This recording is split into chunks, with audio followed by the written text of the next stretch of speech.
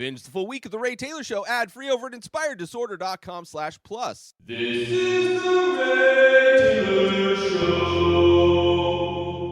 This is my top 5 movies featuring Flea. That is right. The bassist for the Red Hot Chili Peppers is my focus for this week's top 5 list. He is an actor. He started acting right around the same time he started playing in a little band called the Red Hot Chili Peppers back in the early 80s. And he's always played a very kind of a similar type of a character. He's always like the punk rocker, the degenerate rocker, the troubled youth, homeless, unwanted, degenerate, nihilist. In so many movies, he's also a big animal lover as part of his character. Big Lebowski, he has the ferret. In Suburbia, he has the rat. And he's also a big, protecting of the dogs in Suburbia as well. So very similar types of characters in his movies. Always a little bit unhinged. His performance in Suburbia specifically, he's like a very joyful, light kind of a happy kid that like in an instant turns flat and silent and judgy. I appreciate it. And I appreciate Flea. He is, I'm a big fan, obviously, of the Red Hot Chili Peppers.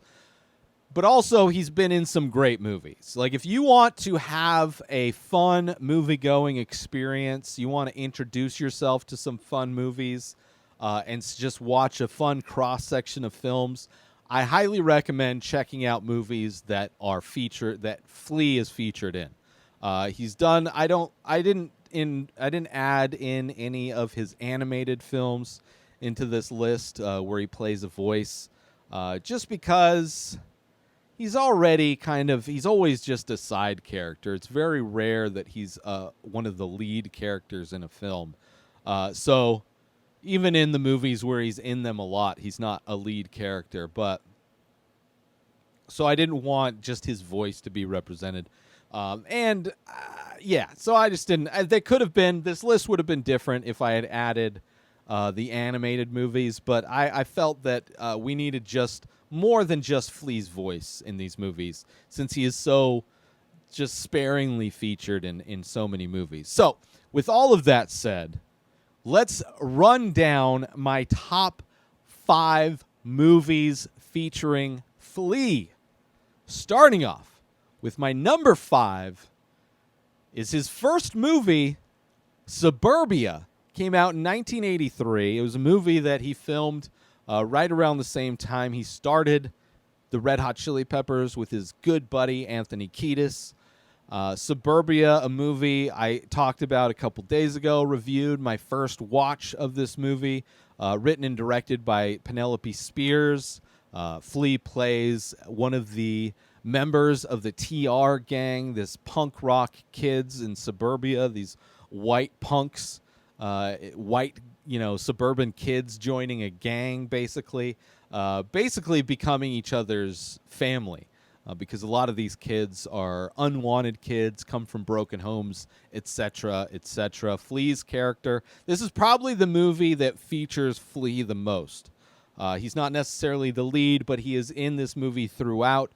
He has a friendship with he has a pet rat. He's also the protector of these wild dogs that roam around that are very much an analog to these troubled youths as well. And just a great 80s punk rock movie, I would say. And seeing Flea and his performance is a lot of fun in this one as well. And highly recommend checking it out if that's the type of genre of film. But I wanted to get this one because there's a lot of big blockbusters that Flea's been in as well. And a lot of the movies he's just a small part of. And this one I felt like it's one of the movies where he is the biggest part of the movie. For all of his roles anyway, he's a major player in this movie, despite the fact that there's a lot of characters in it. But I enjoyed it, and it's coming in at number 5, Suburbia. And it's the 1983 Suburbia, not I think there was one that was made in the 90s, which is a different movie. But number 5, Suburbia. Moving on to my number 4 favorite movie featuring Flea. This was a movie that I saw in theaters when it came out. This is a movie that I didn't necessarily not like it, but it's just kind of, it's a tough movie. It's a tough movie. But it is a great movie. And it was not on my list initially. I made a list before I rewatched movies. I rewatched all of these movies that are on the list, including a bunch of movies that didn't make the list. And during the rewatch of this movie, I had to put it on the list. I knew because it is such a powerful film. It's a film about that just illustrates how easy your life can be flipped upside down because of a singular event that happens where a person of color, is having to exist in a system of racism, a system of constant harassment from a group of people known as the police. And this movie that I had to put on the list, and it's just a great movie in general. In rewatch, it's like I really do love this movie. Coming in at number 4 is Queen and Slim. It's a movie that came out in 2019. A little long, a little over 2 hours long. You have the stars are Daniel Kaluuya. Great, he's been so many great movies. Jodie Turner-Smith. Basically, it is a two people who on this movie, they start out, they go on a Tinder date.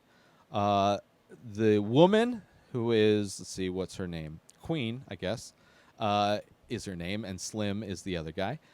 They're on a date. Meeting for the first time, going to eat at a diner. She is a lawyer, a public defender, I believe, maybe, or just a lawyer. And her client had been executed on this day, and she decided she needed to go out and just spend time with somebody, and she decided to go on this Tinder date with Daniel Kaluuya, a.k.a. Slim. And after the date, which didn't necessarily go very well, because she's just out to blow off steam, whatever. And they're just not vibing really. On the way home, get pulled over by a cop. They are in Ohio. Want to say Cincinnati, but somewhere in Ohio. They get pulled over by a cop, and of course, the cop treats them as cops do. Especially people with a certain amount of melanin content in their skin. And this cop, is suspecting him of drinking, even though he's never had a drink in his life. It's not something he does. But the cop is just, assuming the worst in order to take advantage of somebody's human rights. Has him get out of the car. She, being a lawyer and somebody who knows how corrupt the system is and how messed up the system is, decides to get out of the car and reaches for her phone to start recording the situation because this cop has already searched the trunk, and he wants to do something. I forget the other thing he wanted to do. And they just want to go. It's cold out. It's Ohio. The date didn't go well anyway. Just let him go. But the cop just doesn't want to he's not done harassing and terrorizing this couple. So she goes to reach for her phone. The cop goes to shoot her. Slim runs into the cop, knocking the gun out of the way. The bullet only grazes her leg. And then in a moment where the cop and Daniel Kaluuya's character, Slim, is scrambling to get the gun, Slim gets the gun, fires it, and kills the cop. And now Queen knows they're fucked. She's like, there's no way they're going to believe your word over his. You have a dead cop. Even if you didn't kill the cop, the likelihood of the government taking the word of a black person over the word of somebody who is employed in the police department is ridiculous. So she knows how the mountains of corruption will not be good for their situation. So then they're on the run. And it's a movie about them on the run. And while they're on the run, there's kind of a movement that's forming. They find people that are supporting them. And one of the people that's helping them, that's supporting them, is Flea, Mr. Shepherd, who is an old war buddy with her uncle. She has like an uncle in New Orleans, and he hooks her up, and they go to Flea's house, and it's great. It's probably one of the more subdued roles Flea plays. He's not in the movie that long, but he performs a very pivotal thing. These very pivotal. That's not right. Pivotal. I'm adding too many words, letters. Pivotal. He's very pivotal moment in this movie where he helps them out and allows them to hide out, and it's great. It's great. It's because it's a great movie. I had to put it on the list. Obviously, his performance is great as well. I love Flea in everything that he's in. It's always so much fun to see Flea show up in a movie, and this one is no different. And just a great movie, a powerful movie, and really shows how, like I said, it's just one small change of situation, and next thing you know, you're on the run. There is no justice, right? This cop was taking advantage of their rights. He was going to shoot her for recording the situation, and it ended up. It's just a tragic accident that happened, and he was fighting for his life in that moment, and you can't blame a guy for fighting for his life. I mean, we see the people that end up fighting for their lives generally get executed by the police. And then those police officers who executed that human, they murdered that human, will get a nice paid vacation afterwards. And they'll label it paid leave. So anyway, coming in at number 4 is Queen and Slim. I highly recommend checking it out if you haven't watched it yet. A great movie, great performances, and just kind of a it's a bummer movie, but it says so much. It says so much, and it's so well done. I loved it. From top to bottom, well filmed. Every aspect of it is great. So check it out. Number 4 is Queen and Slim. And now a quick word from our sponsor. Now you can wear The Many Faces, original art by Ray Taylor. Select pieces from the ongoing series of abstract ink paintings. All products made with high-quality materials, made right here in the USA. Go to inspireddisorder.com/TMF merch to browse the entire collection and save yourself an extra 10% when you check out by using coupon code RTSTMF. So once again, go to inspireddisorder.com/TMF merch and save 10% when you use coupon code RTSTMF. And now, back to our show. Moving on to my number 3 favorite film featuring Flea. This is a movie that came up on a recent top 5. This is a movie that mixes music and action in a way unlike any other movies. Almost makes a musical out of an action movie, out of a heist movie, out of a bank robbery movie. That movie is, coming in at number 3, Baby Driver. It is Edgar Wright's Baby Driver. And it is a great, great movie. I mean, obviously, some problematic actors in the movie, which is whatever. The movie itself is great. I mean, all of the characters in this movie are criminals anyway. Flea plays one of the people who is participating in one of these jobs that Baby is the getaway driver for. He plays the heist where they wear Mike Myers masks, but instead of being the Halloween Mike Myers mask, they end up wearing the Austin Powers mask of Michael Myers, a very funny miscommunication, but also kind of fits with just the type of sense of humor that Flea tends to ooze. And also really awesome to see Flea in a movie where there's not a lot of actors, and most of them are kind of big actors. He's up there with John Hamm and Kevin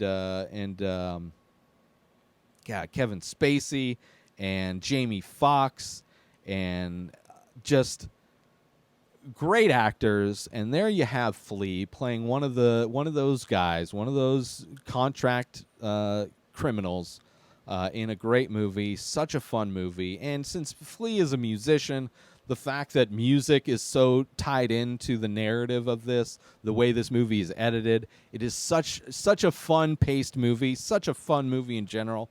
I love this movie.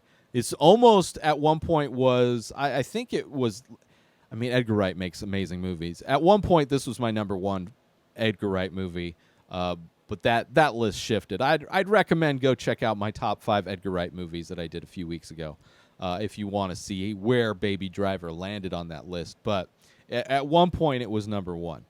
And it's so awesome that Flea is in this movie, right? It's awesome that, like, the guy that plays the bass in a band that's like your favorite band growing up shows up in like these like culturally epic movies.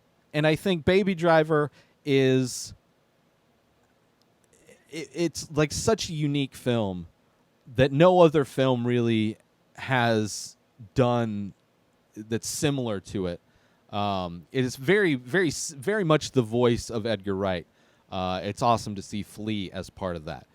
So that is my number 3 favorite movie featuring Flea. Moving on to my second favorite movie featuring Flea. And this one, like, this top 3 shuffled around a bit. And I'm glad I rewatched them to kind of, just so I wanted to pay attention to Flea and his performance. See if there's anything that really stands out as a performance. And I would say this one does. And it is crazy that he is part of this, like, historic movie franchise. Coming in at number 2 is Back to the Future 2. Flea plays Needles, who is in the future of the Back to the Future universe. Needles is Marty McFly's boss. You see him on the big projection screen in his living room when Marty McFly gets home from work. He's no longer playing guitar because he was in a car accident and fucked up his hand, so music kind of left when he was a kid, and now he's just working some dead-end job where he hates it, and Needles is his boss. And Needles convinces him to do a thing that ends up causing Marty McFly to get fired. And Flea, playing his boss, is the perfect kind of slimy scuzzball that only Flea could really do. Like, has a fun energy to him, but he's one of the bad guys of this movie. And he was in, I'm going to spoil number 1, it's not Back to the Future Part 3. Because between the two Back to the Future 2 and 3, the two movies that Flea is in, Back to the Future 2 is far superior. Although I do think that Flea's performance in Back to the Future 3 is better, because Flea in Back to the Future 3 plays the guy Marty McFly is racing against. They're both in pickup trucks, which are not vehicles you want to be racing in general. Flea plays this rocker guy, like he's got the leather jacket and the torn shirt, and I think he had a mohawk. I don't know, but he looks like a rocker, in that's driving like crazy, like, let's go. Ah! And then the rest of the people in the truck are like jocks, which doesn't really make sense that jocks didn't really hang out with. They didn't really commingle, but whatever. Back to the Future. But that was the race that Marty McFly in 3 decides not to race, decides to drop out of the race the moment it starts, but would have crashed his car and thus changing his history, being a horrible person, and working for Needles later on. So even though Flea's performance at the end of Back to the Future 3 I enjoy more, Back to the Future 2 is a better movie. And that's why it is on this list at number 2. Just as far as all the movies so far, Back to the Future 2 is a stone cold classic. And it's amazing that Flea was part of this stone cold classic. I mean, they're going into the future, they're going back into the past, there's alternate timelines that happen. It almost predicts Trump in a lot of ways. It is a great movie. And it's also a movie that has like it's got like a downer ending, but then sets up for the third film in such a way that makes you feel hopeful and happy. It's kind of a great little roller coaster that happens at the very end of Back to the Future 2. But Flea playing Needles, the boss of Marty McFly in the future, was great. Wearing old people makeup, but you know, I mean, they all were. So it was, you know, it made sense. So anyway, that's my number 2, Back to the Future 2. Join Inspired Disorder Plus today. Head on over to inspireddisorder.com/plus to join. Membership includes members-only discounts and deals. You get access to the Ray Taylor Show completely ad-free, as well as bonus episodes. You get access to the complete live painting archive. You also get access to every single podcast ever produced by Inspired Disorder, hosted by Ray Taylor. You get access to Ray Taylor's personal blog, as well as the opportunity to ask me any questions. So if you want to start a podcast, you're into art, ask me anything. And so many more things are being added every day to Inspired Disorder Plus. So sign up today, become a member, head on over to inspireddisorder.com/plus and become an Inspired Disorder Plus member today.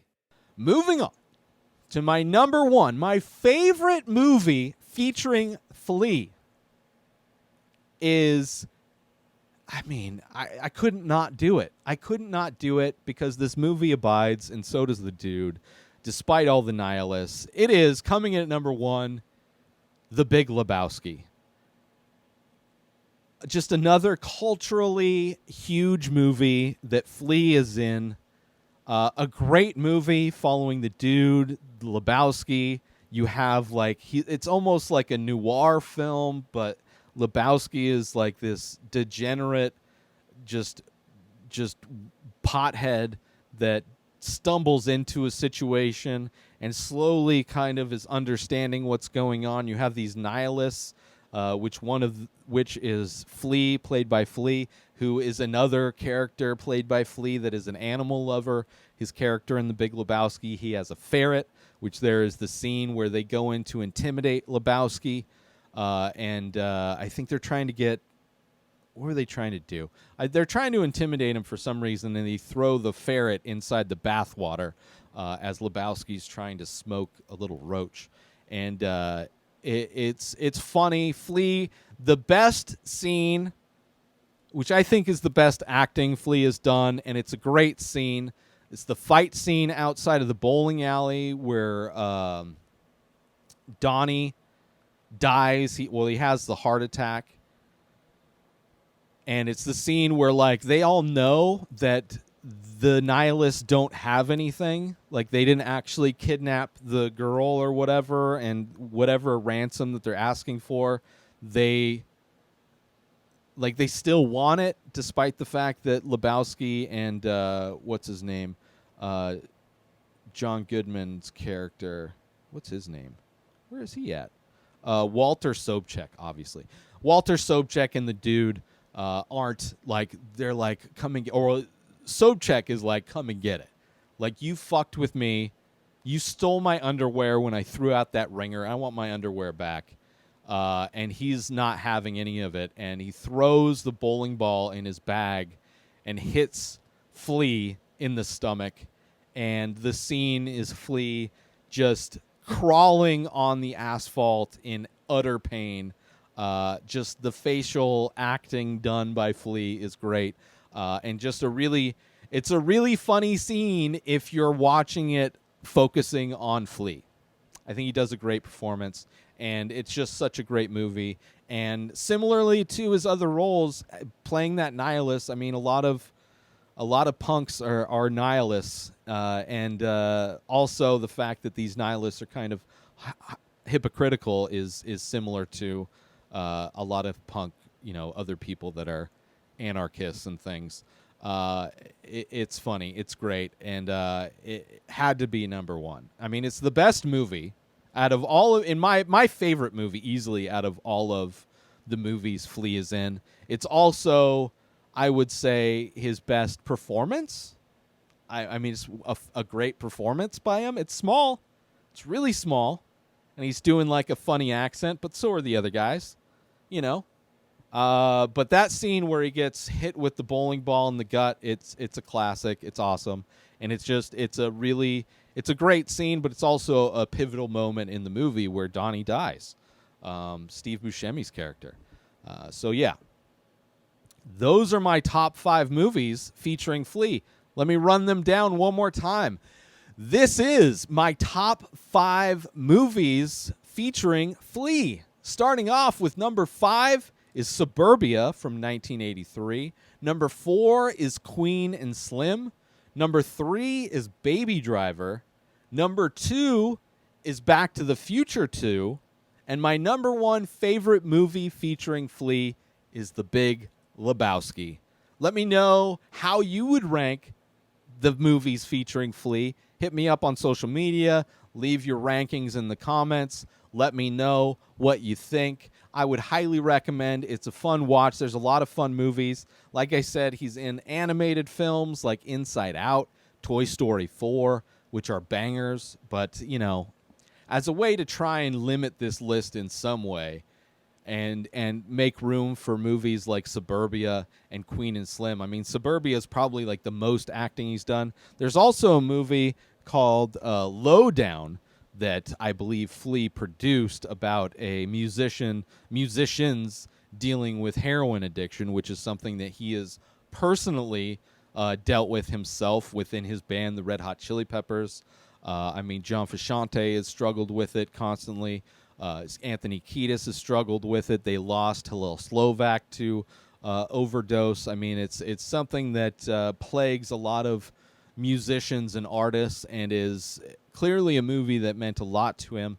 It is just a bummer movie, and he's a small part in it, and it's a good movie. I mean, it's a solid movie, but it didn't make the list. And along with a lot of other ones, there's also a movie called Dudes, which he is one of 3 kind of punk rockers that are tired of living in their small town and they want to go to L.A., and they're on this road trip to L.A. where they run across some racist rednecks who end up killing him.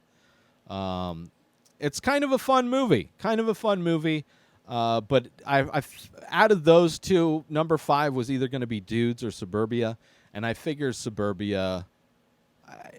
Flea's in it more, and it's a little bit. I think it's a better movie, maybe. I don't know, but that's my top 5 list. Let me know what yours is. But that's it.